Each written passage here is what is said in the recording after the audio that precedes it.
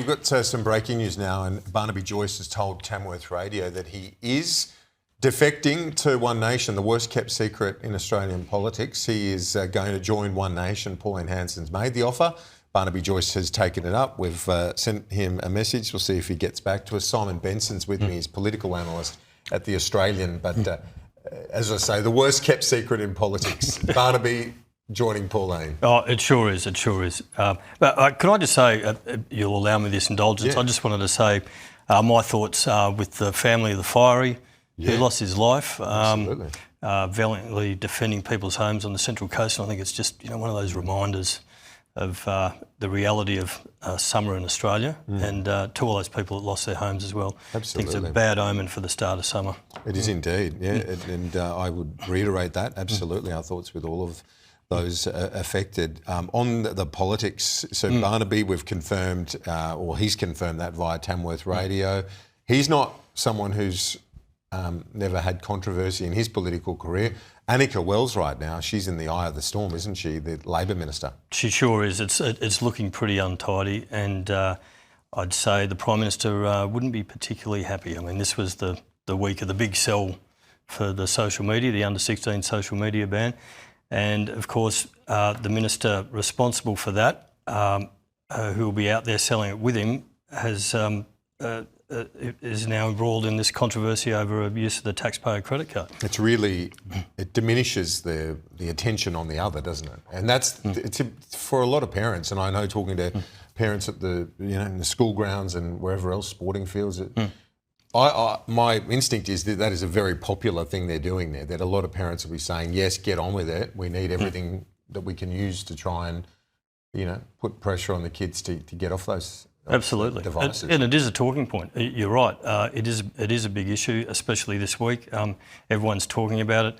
I'm a father, I'm a parent. I think it's a really good idea. Obviously, there's questions around how it's going to work and whether it will be effective, but we'll see. But it's a very good start. But will she survive as minister, given this drip?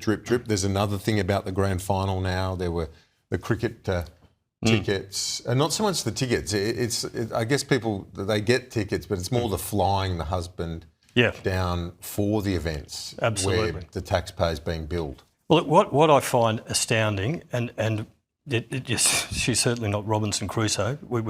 These things happen all the time. What I find just incredible is that the pub test on these things isn't applied before they take the trips. Politicians are always caught out why they can't apply a common sense or fairness test to these things before they do them.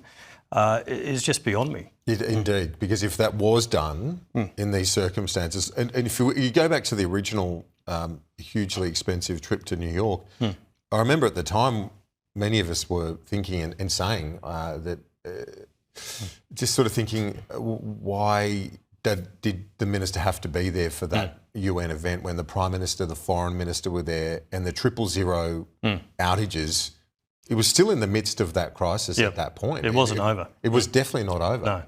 No. So it was questionable as to whether she would have gone anyway. Look, I agree. I agree. I mean, the cost of those flights is still a mystery to everyone. I think a lot of journos went online after that and tried to find flights that would even add up to that cost and couldn't find them. So, look, there's certainly probity issues around that. And why the alarm bell didn't go off in the Prime Minister's office or her office about the cost of these flights to begin with. It should have. But look, I think the bigger problem, and it's always the small things that trip you up in these sort of events when you're under a lot of pressure over your travel expenses. And the Adelaide trip, I think, is problematic for her. The birthday party that she attended whilst on a taxpayer-funded trip to Adelaide, the minister still hasn't yet answered whether she knew that there was a birthday party before she booked the flights or afterwards. Now, I think that is the thing that will trip her up. Simon Benson, political analyst at The Australian. Great to see you as always. Thanks. You too. We'll see you soon. Coming up next, more on the breaking news. Barnaby Joyce has confirmed jump ship to One Nation.